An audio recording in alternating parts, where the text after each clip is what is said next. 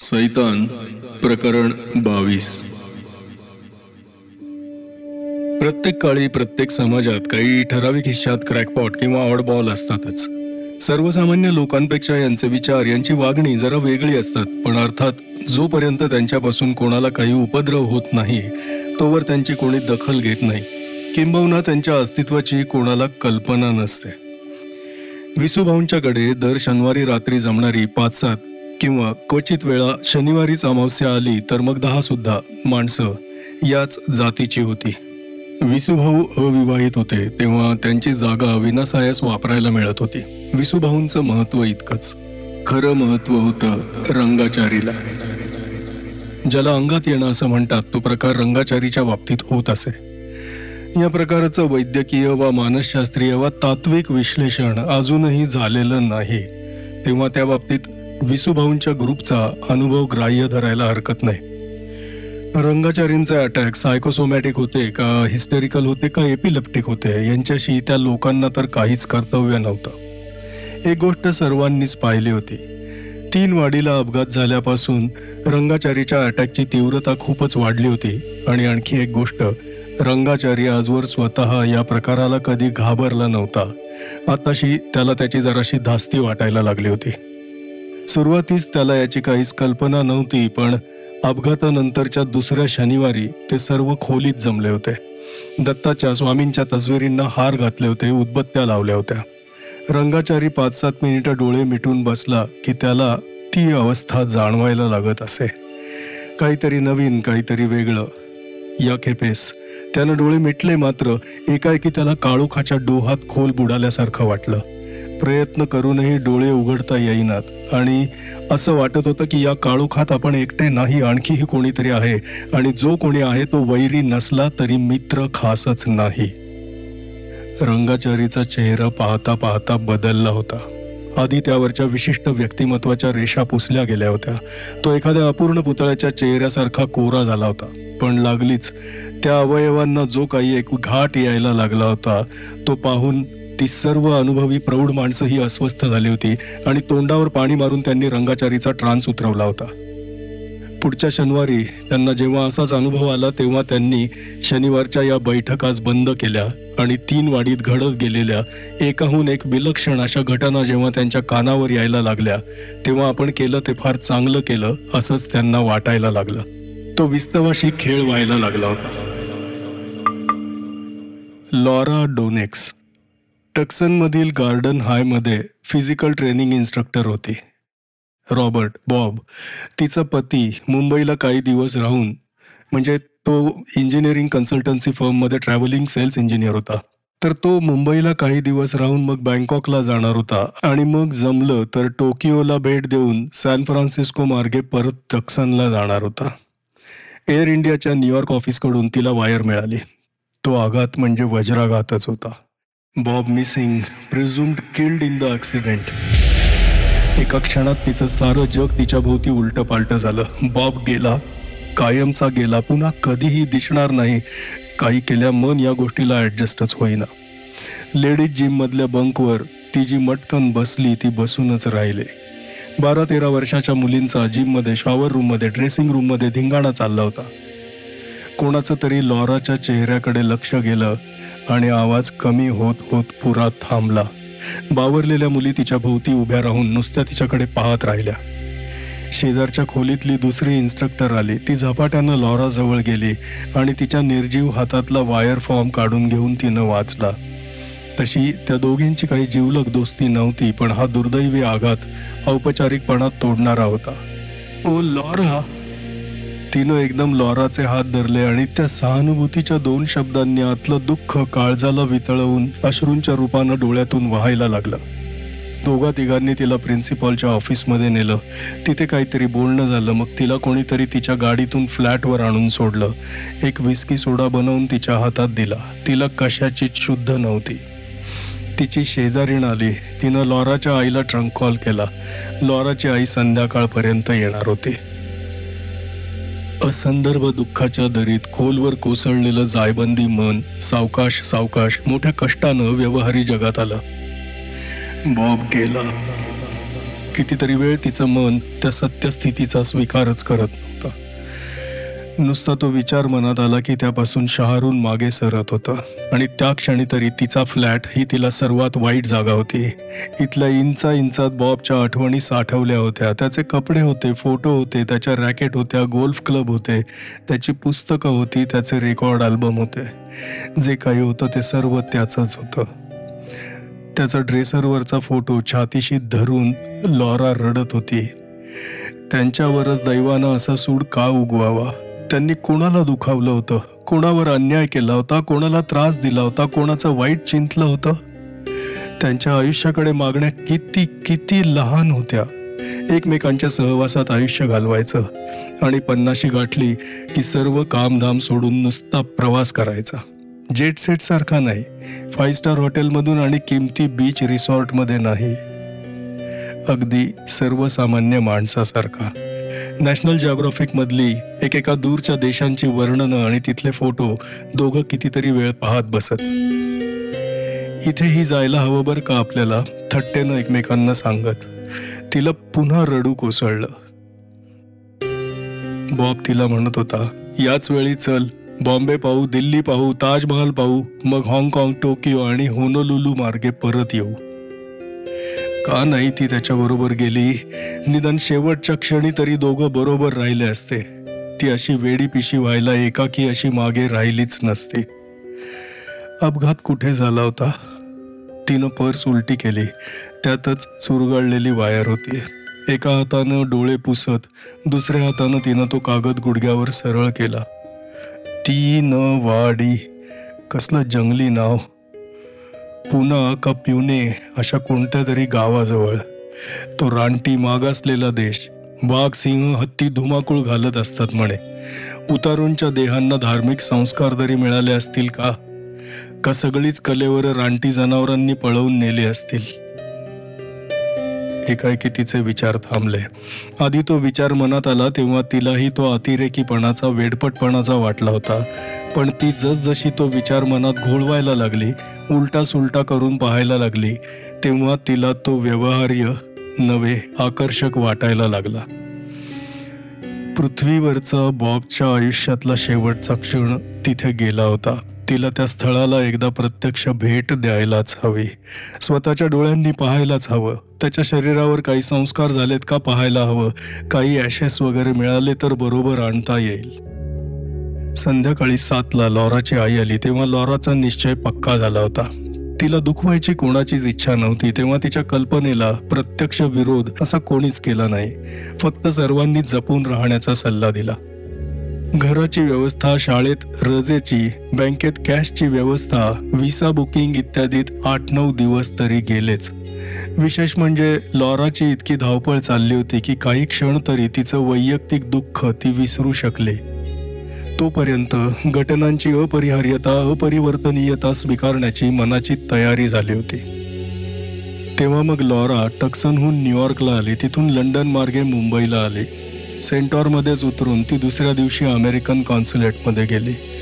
ती कोण आहे हे कळताच तिला सर्वांनी सहानुभूतीनं वागवलं. एका सेक्रेटरीनं तिला विमान अपघाताच्या चौकशी कमिटीचा प्राथमिक अहवाल वाचायला दिला.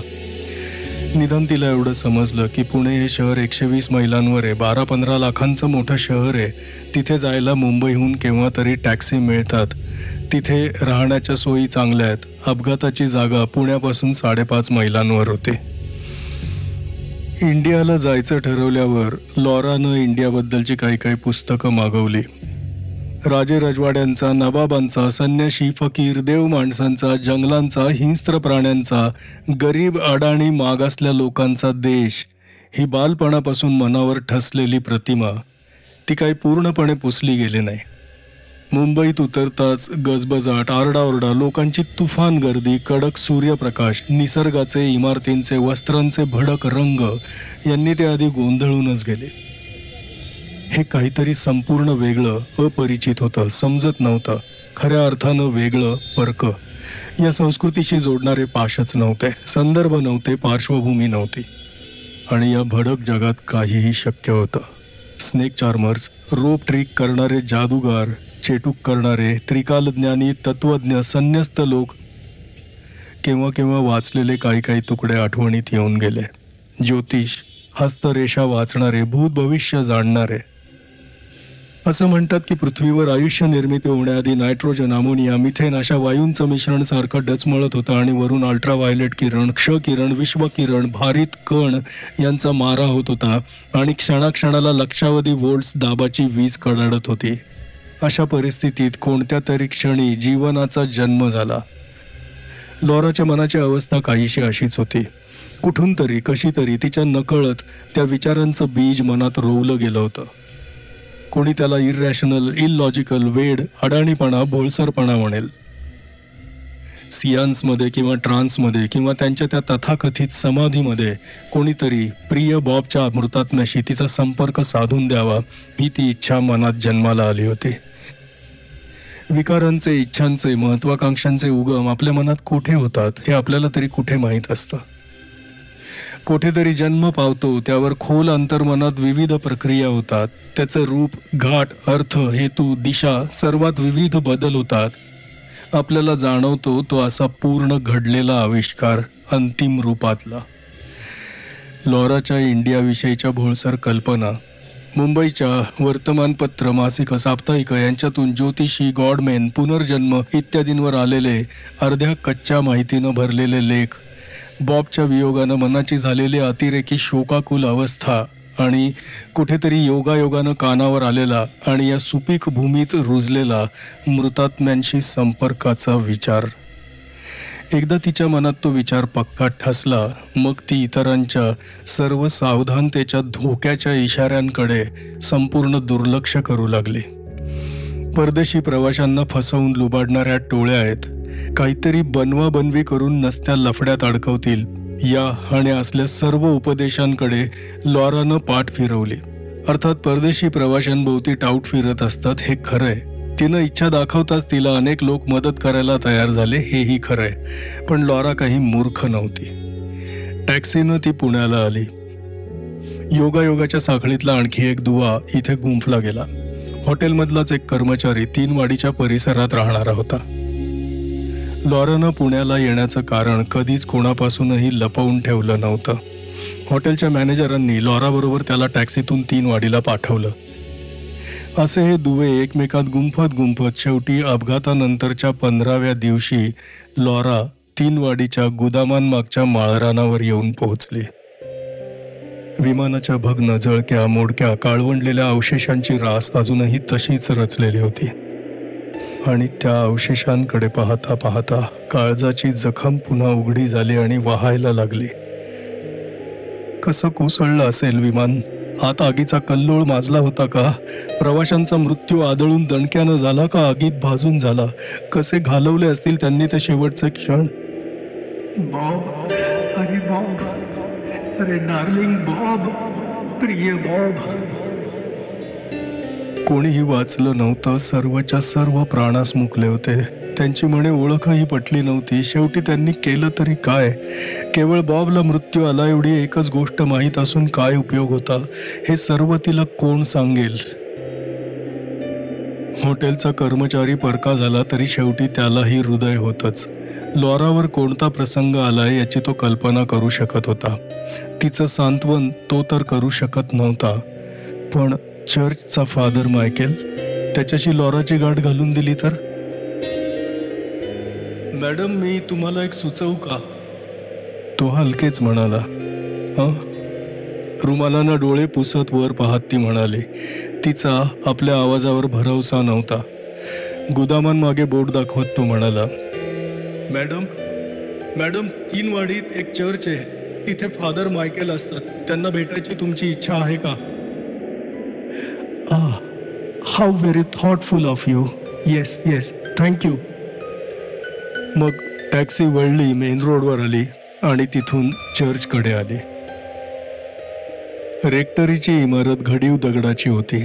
भडक रंगांनी प्रखर सूर्यप्रकाशानं लॉराचे डोळे शिंडले होते. त्यांना आतला थंड अर्धप्रकाश सुखद वाटत होता. आणि फादर मायकेल? आधी त्याची लहानशी किरकोळ काळी मूर्ती पाहताच तिला पायाखालची एखादी पायरी चुकल्यासारखा धक्का बसला होता. मग ती मनाशी म्हणाली, पण अर्थात आणि मायकेल बोलायला लागल्यावर तर तिला तो एकदम जवळचा वाटला होता. त्या दोघांच्या श्रद्धा, विचार, आचार, रूढी, विश्वास हे सर्व समान होतं. मिसेस डोनेस्क, मायकेल तिच्याशी अर्थात इंग्रजीतूनच बोलला. तुमच्यावर फार वाईट प्रसंग आलाय. माझी सर्व सहानुभूती तुमच्यासाठी आहे. माझी खात्री आहे ईश्वर मृतात्म्यांना शांती देईल. कशावरून? लॉराची मान एकदम वर आली होती. मला तुमच्या प्रश्नाचा रोख समजला नाही. कशावरून त्यांच्या आत्म्यांना शांती मिळेल? त्यांना लास्ट सॅक्रिमेंट्स दिली गेली का? त्यांचं पवित्र जागेत दफन झालं का? त्यांच्यावर बेरियल सर्व्हिस म्हटली गेली का? किंचित कडवट आवाजात मायकेल म्हणाला, तुम्हाला असं वाटतं मिसेस डोनेस्क की ईश्वर असल्या किरकोळ थातूरमातूर गोष्टींसाठी अडून राहील? मला ईश्वराचं काही माहीत नाही. माझा कशावर विश्वास आहे ते मी जाणते. मायकेल जसा काहीच बोलला नाही तशी लॉरा पुढे वाकून म्हणाली, फादर, मला एक सांगा, मृतांच्यावर अंत्यसंस्कार कसे झाले? मायकेल मान हलवत खिन्न आवाजात म्हणाला, मिसेस डोनेस्क, शेवटी सर्व मृतदेह जेव्हा बाजूला काढले तेव्हा त्यांची अवस्था ओळख पटण्यासारखी नव्हती. मला वाईट वाटतं तुम्हाला हे ऐकावं लागतंय. ते सर्व देह छिन्न विछिन्न झाले होते, भाजून होरपळून विद्रूप झाले होते. सर्व सलगही नव्हते. एक वेगळा करणं सुद्धा अशक्य होतं. काही तर हात लावण्याच्या सुद्धा अवस्थेत नव्हते. मग लॉराचा आवाज खाली आला होता. त्या सर्वांना सामूहिक अग्नी देण्यात आला. अर्थात मी तिथे सर्व्हिस म्हटली, पण माझी परिस्थिती पहा. मी दुसरं काय करू शकणार होतो? फादर, तुम्हाला खरोखर असं वाटतं की सर्व मृतात्म्यांना शांती लाभली असेल? मायकेलनं एकदम उत्तर दिलं नाही. उलट त्यानं एक प्रतिप्रश्न विचारला. तुम्ही हे का विचारता मिसेस डोनेस्क? बॉब आणि मी अतिशय सुखी होतो. आयुष्यात जे जे काही हवं ते सर्व आम्हा दोघांना मिळालं होतं. अशा आयुष्यातून कोणी सुखानं जाईल का? तुम्हीच सांगा. प्रभूची इच्छा आपल्याला कशी समजणार? माझ्या तोंडावर प्रभूचं नाव फेकू नका. तुम्हाला खरं काय वाटतं ते सांगा. मायकेल जसा बराच वेळ गप्प बसला तशी लॉरा खालच्या आवाजात म्हणाली, फादर, मला क्षमा करा. तुम्हाला टाकून बोलण्याचा माझा उद्देश नव्हता. एक हात हवेत उडवत मायकेल म्हणाला, ते नाही मिसेस डोनेस्क, तुम्हाला काही गोष्टी सांगाव्या का नाही याचा मी विचार करत होतो. असं पहा, या विमान अपघातानंतर आमच्या 3 वाडीचं सारं वातावरणच बदलून गेलंय. काही वेळा वाटतं की साऱ्या 3 वाडीवरच एक अभद्र, पवित्र, अमंगळ, काळी छाया पसरली आहे. या गोष्टी तुम्हाला सांगाव्यात का नाही याचा मला निर्णयच घेता येत नाही. पण एक लक्षात ठेवा, तुम्ही आता भारतात आहात, अमेरिकेत नाही. ज्या गोष्टींचा तुम्ही तिकडे विचारही करणार नाही त्या लोक इथे सर्रास गृहीत धरून चालत असतात. त्या खऱ्याच असतात असं नाही, पण समाजाच्या धारणेतला हा फरक आहे. लॉरा काही न बोलता गप्प बसली होती, पण मायकेलचा एक एक शब्द ऐकता ऐकता तिच्या छातीत धडधड व्हायला लागली होती. मायकेल गंभीर आवाजात पुढे म्हणाला, इथे अनेकांना चमत्कारिक अनुभव आलेत. मला स्वतःला सुद्धा एक असाच विलक्षण भीतीदायक अनुभव आलाय. स्पष्टीकरण करण्यास मोठे कठीण असे अनुभव. त्यांना भास, भ्रम, नजरभूल म्हणणं म्हणजे स्वतःची फसवणूक करणं आहे. मिसेस डोनेस्क, 3 वाडीत असं फारच थोडं घडतं की जे माझ्या कानावर येत नाही. इथल्याच एका रहिवाशानं एक मांत्रिक आणला होता. त्यानं काय सांगितलं ते ऐका. विमान अपघातात सापडलेल्या 300च्या वर लोकांच्या शेवटच्या आर्त यातनेनं, शेवटच्या तीव्र झटापटीनं, शेवटच्या विफल जाणीवेनं काहीतरी अमानवी, आदिस्थित, अतिप्राचीन, अतिदुष्ट असं जागवलं गेलंय. त्याच्याच या सर्व लीला आहेत. लॉराचा चेहरा पांढरा फटक पडला होता. रॉबर्ट, तिचा बॉब या दुष्टचक्रात सापडला असेल. अनुभवाच्या पलीकडचा हा प्रांत, पण तिला या प्रश्नाचं उत्तर मिळायलाच हवं होतं. नाहीतर उरलेल्या सर्व आयुष्यातला क्षण तिचं मन तिला छळत राहील. किंचित कापऱ्या आवाजात ती म्हणाली, फादर, एवी तेवी आपण या निसरड्या वाटेवर आलोच आहोत, तेव्हा आता तुम्ही मला सांगा, तुमचा या गोष्टींवर विश्वास बसतो का? मिसेस डोनेस्क, मी धर्मानं श्रद्धेनं ख्रिश्चन आहे, पण माझ्या धमन्यातून तेच ते प्राचीन भारतीय रक्त वाहत आहे. विचारांनी विकारांवर आजवर कधी मात केली आहे का? तर्कानं भावनांवर आजवर कधी विजय मिळवलाय? मी या गोष्टी कशा नाकारू? माझं मन द्विधा होतं, दोलायमान होतं. मी तुम्हाला आणखी एक विचारते फादर, माझा राग करू नका, माझा तिटकारा करू नका. मला एक अभागी, पती वियोगाच्या दुःखानं वेडी झालेली स्त्री समजा.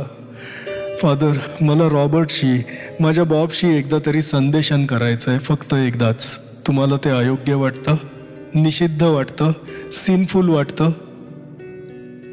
मिसेस डोनेस्क, कृतीपेक्षा हेतूला महत्त्व असतं. तुमचा हेतू निर्मळ आहे हे मी जाणतो. प्रयत्न करण्यात काही चूक नाही, पण धोका मात्र आहे. धोका? होय, कारण आपण आपली मानवतेची मर्यादा ओलांडून एका अमानवी मितीत प्रवेश करत असतो. तिथे फसवलं जाण्याची शक्यता आहे.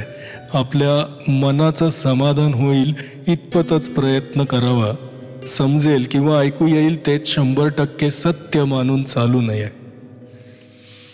ओहो, एक मोठा सुस्कारा सोडून लॉरा म्हणाली, फादर, तुम्ही मला केवढा आधार दिलात. मला माहिती आहे मी सर्व शुद्ध मनानं पवित्र हेतूनं करते आहे. मला नाही वाटत की बॉबच्या बाबतीत मी फसू शकेन असं. मायकेल जरासा हसला आणि खांदे उडवत म्हणाला, एवी तेवी मी माझं स्थान सोडून तुम्हाला द्यायला नको तो सल्ला दिलाच आहे. आता आणखीही एक सांगतो. तुम्ही पुण्यास आलेच आहात. एखादा दिवस मुक्काम वाढवा. इथे 3 वाडीतच एक गृहस्थ असतात. त्यांच्याकडे दर शनिवारी काही माणसं जमतात.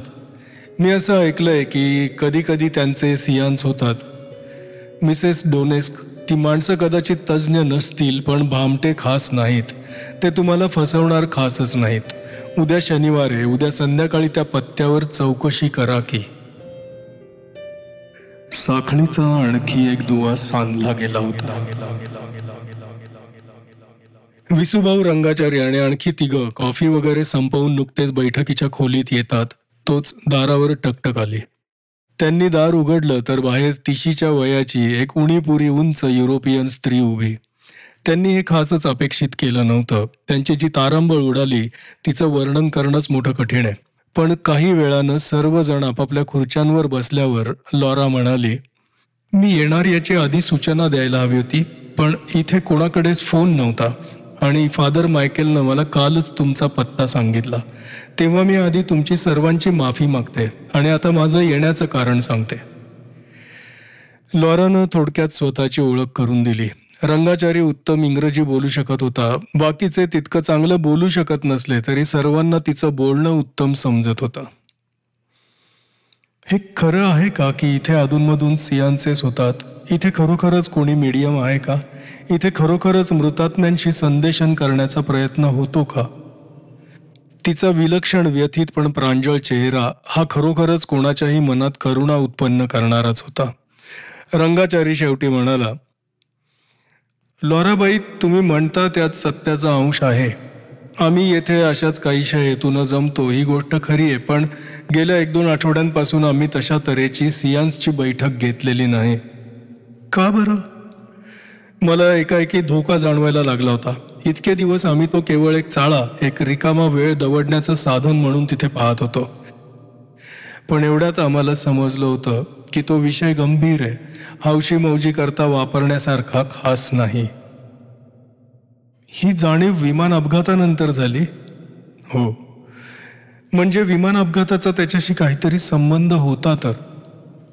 आम्हालाही तसंच वाटतं. काही वेळ थांबून रंगाचारी पुढे म्हणाला, लॉराबाई, मला अशी एक जाणीव व्हायला लागली होती की काही शक्ती, प्रेरणा म्हणा, जास्त बलवान होत चालल्या आहेत.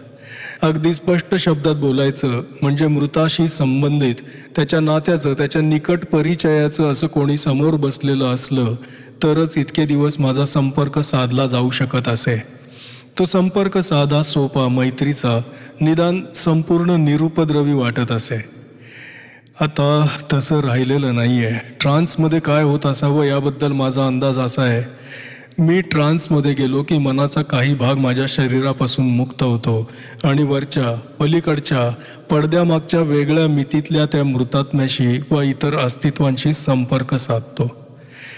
तो काही वेळ माझ्या शरीरावर माझा संपूर्ण ताबा नसतो. क्वचित वेळा इतर दुसरं काहीतरी माझ्या मुखातून बोलतं.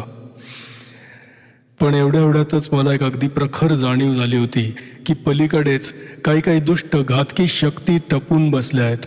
त्या माझ्या शरीराचा ताबा घेण्याचा प्रयत्न करत आहेत. एकदा ते झालं की मी त्यांच्या हातचं बाहुलं होईन. मला ते टाळायचं होतं, म्हणून आम्ही आमच्या बैठका थांबवल्या आहेत.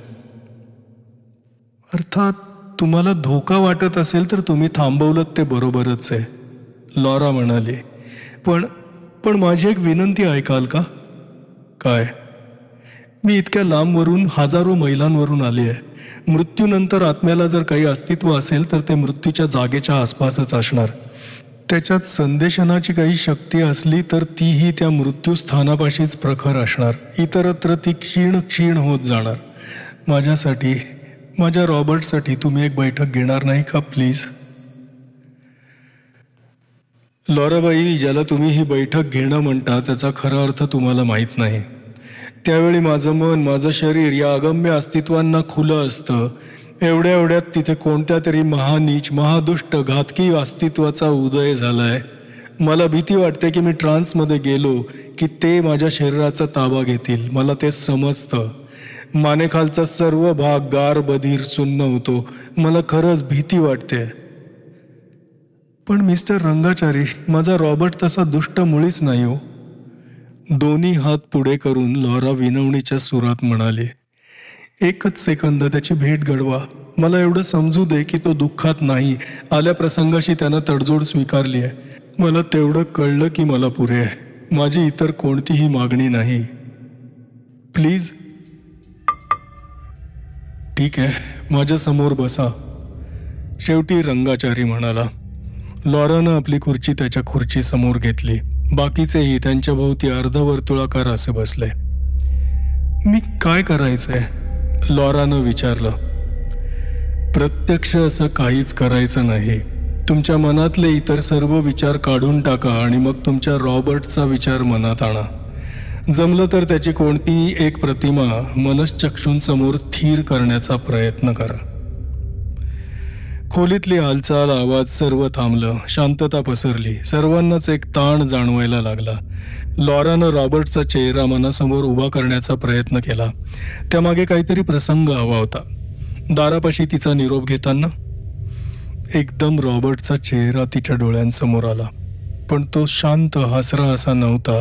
कोणत्या तरी प्रखर भावनेच्या ताणाखाली चेहरा ओढला गेला होता, विकृत झाला होता. राग, भीती, त्याला काय जाणवत होतं? बॉब, ती तिच्या नकळत एकदम उद्गारली. रंगाचारी म्हणाला. नुसतं मन एकाग्र करा आणि काही बोलू नका. एखाद्या वेळी तुम्हाला त्याचा आवाजही ऐकू येईन. मी सांगेन तेव्हा तुम्ही त्याला काही प्रश्न विचारू शकाल, पण मी सांगितल्याशिवाय नाही. मी हे अगदी खालच्या पातळीवर ठेवतोय. रॉबर्ट शिवाय इतर कोणाला प्रवेशाची संधी द्यायला नकोय. काहीही झालं तरी शांत राहा, त्यानंच मला खरी मदत होईल. रंगाचार्यानं डोळे मिटले. शांत आणि संथ आणि नियमित श्वासोच्छ्वास घ्यायला सुरुवात केली. पण मिनिटभरातच त्याच्या श्वासोच्छ्वासाचा आवाज बदलला. घोरण्याच्या आवाजासारखी घरघर ऐकू यायला लागली, पण लागलीच ती गेली. रंगाचार्य हलकेच म्हणाला, बापरे बापरे, कितीतरी जण थांबलेत. कशाची वाट पाहत आहेत? बाप रे. रंगाचारी मराठीत बोलला होता. लॉराला शब्दांचा अर्थ समजला नाही, पण त्याच्या चेहऱ्यावरचा भीतीचा भाव सहज उमगला. पण तो आपला प्रयोग थांबवतो की काय अशी जी शंका क्षणभर तिच्या मनात आली होती, ती मात्र खोटी ठरली. मात्र ज्या जलद गतीनं घटना घडत होत्या त्यांचं तिला नवल वाटलं. तिची कल्पना होती की हे सियान्स म्हणजे सावकाश होत असतील. आधी सर्वांनी गोलाकार बसायचं, एकमेकांचे हात धरायचे, मग एखादी प्रार्थना. इथे तसलं काहीच नव्हतं. लॉराबाई, रंगाचारीचा आवाज ओढल्यासारखा येत होता. चेहऱ्यावरही जरा वेगळे, जरासे भीतीचे, जरासे ताणाचे भाव होते. मन विचलित होऊ देऊ नका, फक्त रॉबर्टचाच विचार करा. रंगाचारीचे दोन्ही हात एकदम वर उचलले गेले. हातांच्या मुठींची उघडझाप होत होती. त्याची मान हलत होती. नाही नाही, फक्त रॉबर्ट, फक्त रॉबर्ट. हातांनी काहीतरी दूर ढकलल्याचा आविर्भाव. मध्येच एकदम त्याचं शरीर सैल पडलं. तो किंचित पुढे वाकून म्हणाला, हो हो रॉबर्ट. लॉराबाई, हा पहा रॉबर्ट आला. पण दुसऱ्या क्षणी त्याचं शरीर ताठ झालं. तो एकदम मागे सरकला. त्याचा चेहरा पुन्हा वाकडा झाला होता.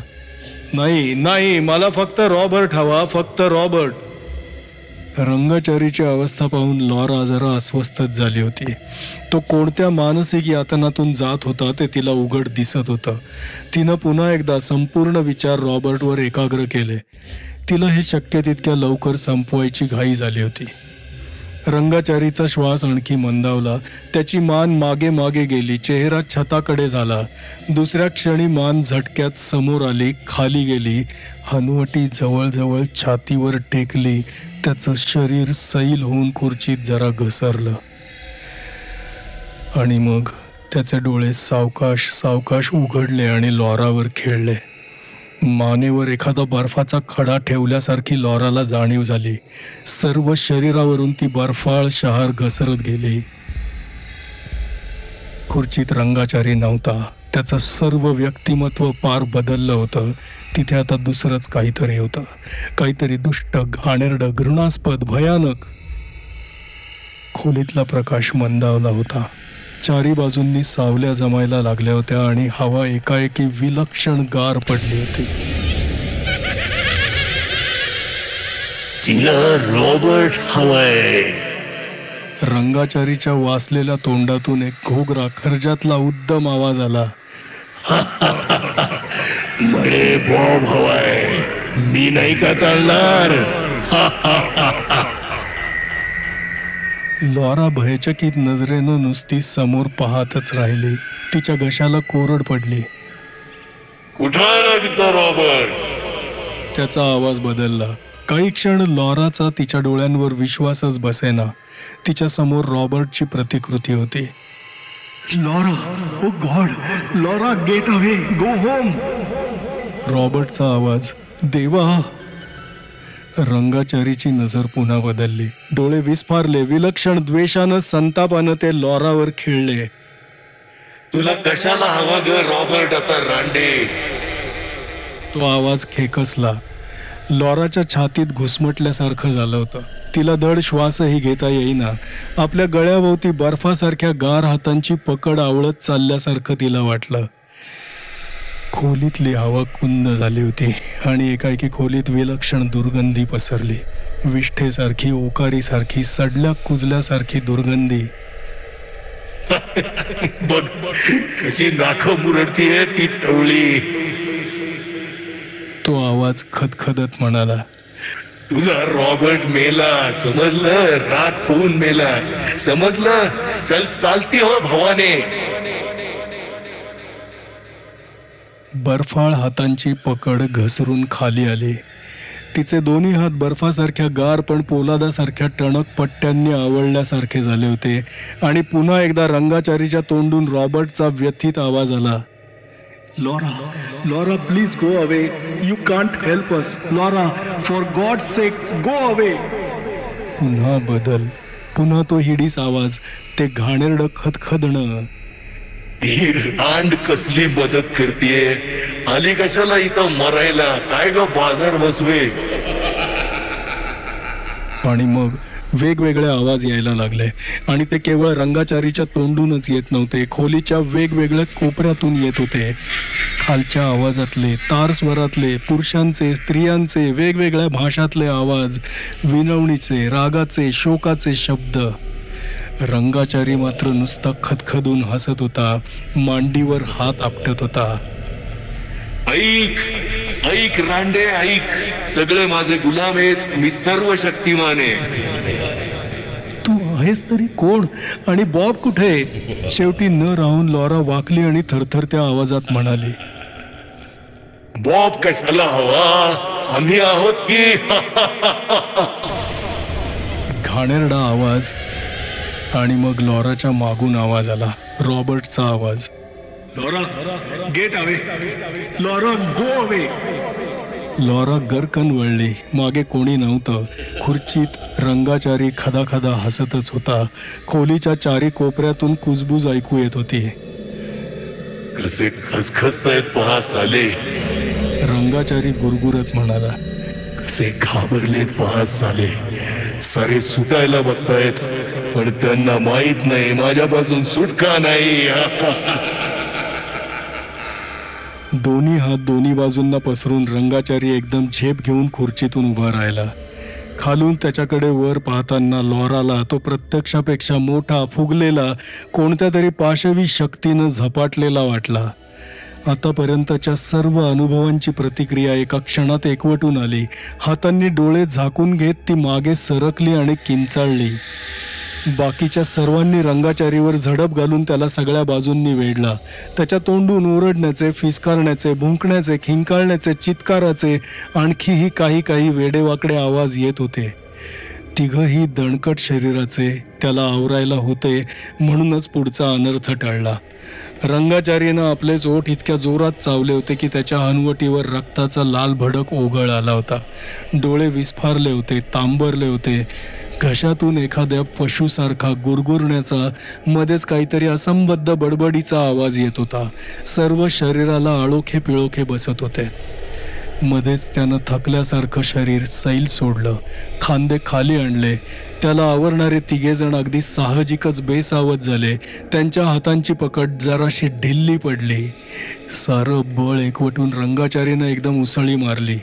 तिघांचेही हात सुटले. त्यांना जोरानं दूर ढकलून रंगाचारी एकदम पुढे आला आणि भयभीत होऊन खुर्चीत अंग चोरून बसलेल्या लॉरावर एखाद्या सूडकरी सैतानासारखा झेपावला. बोटांच्या आकड्या पोलादी हुकसारख्या ताठ झाल्या होत्या. त्या तिच्या गळ्याभोवती आवळत होत्या. No, no, for God sake, no. तिच्या मागून रॉबर्टचा आवाज आला. रंगाचारीच्या बोटांची पकड सैल झाली, पुन्हा सैल झाली. लॉराची तर दातखिळच बसली होती. नुसता श्वास रोखून ती तिच्यावर वाकलेल्या त्या राक्षसी चेहऱ्याकडे टकामका पाहत होती आणि पाहता पाहता त्या चेहऱ्यात बदल झाला. चेहऱ्यावरच्या अमानवी रेषा विरघळल्या. डोळ्यातला खुनशी भाव गेला. वासलेलं तोंड मिटलं. जे काही रंगाचारीच्या शरीरात संचारलं होतं ते त्याला सोडून जात होतं. रंगाचारीचे डोळे मिटले आणि तो वेडावाकडा जमिनीवर कोसळला.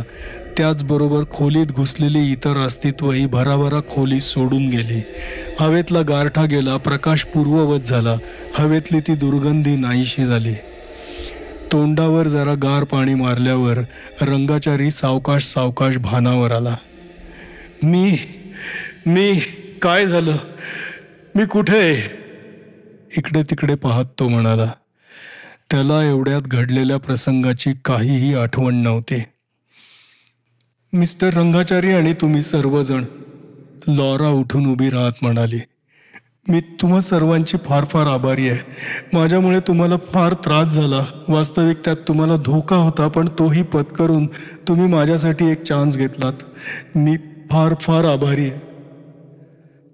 रंगाचारी डोळे मिटून खुर्चीत विसावला होता. त्याची फार दमछाक झाली होती. अजूनही त्याच्या कपाळावरून, मानेवरून घामाचे ओघळ वाहत होते.